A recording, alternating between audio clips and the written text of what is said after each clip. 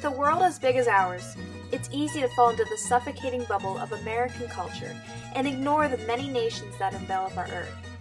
So for the next few minutes, we're going to travel to a small nation 9,000 miles across the globe, the Philippines. The Philippines is a country with a population of over 103 million people and a land area of 115,124 square miles that is distributed amongst more than 7,100 islands. Religiously, 82.9% of the Filipino population is Catholic, 5% Muslim, and 2.8% evangelical.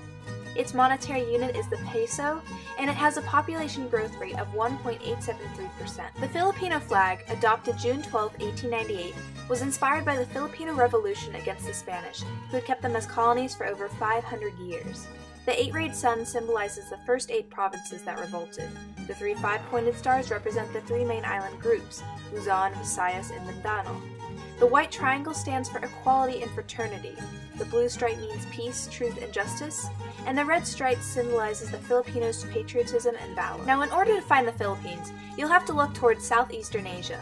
This island nation falls between the South China Sea on its west and the Philippine Sea on its east. The 2 largest islands, Luzon and Mindanao, make up 2/3 of the total land area. The capital of the Philippines, Manila, is located on the island Luzon, and it is here that the Filipino government is centered. The Philippines possess a presidential representative and democratic republic, meaning that its citizens elect people to represent their interests. Similar to the United States government, the Philippines has a bicameral legislative branch, an executive branch, and a judicial branch, all of which have their powers ensured in the Constitution of the Philippines. Top leadership in the Philippines is given to the President, who acts as both the head of state and head of government in a multi-party system. Currently, a man by the name of Benigno Aquino III acts as the Philippines' 15th president. Aquino, who is a member of the Liberal Party, comes from a political family, for his father was political leader Benigno Aquino Jr., and his mother was former Filipino President Corazon Aquino. After his father was assassinated and his mother passed away from cancer, Aquino stepped up and ran for president in 2010. He went into office with the intent to end the country's pervasive corruption and has since launched multiple investigations into the abuses of power by prior administrations.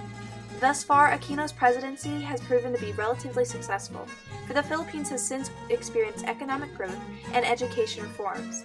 Aquino has even helped raise the income of farmers and fishermen through the implementation of several government programs. Economically, the Philippines' capitalist economy has been on a steady path of expansion, growing at an annual rate above 4.5% over the past 5 years.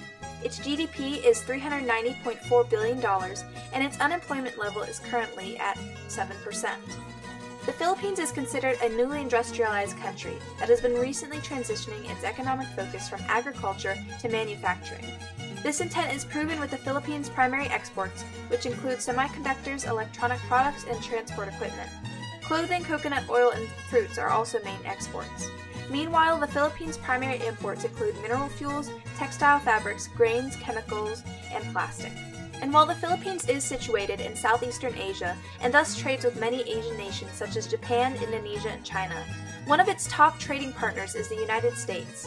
In 2010 alone, $15.4 billion was traded between the 2 nations. The Philippines is not merely a cultural hub in an island paradise, but it's also proven to be an economically developing nation with democratic ideals at its core. Now, let's return to our bubble of Americanization and hope that you've learned a little bit more about the small island nation of the Philippines.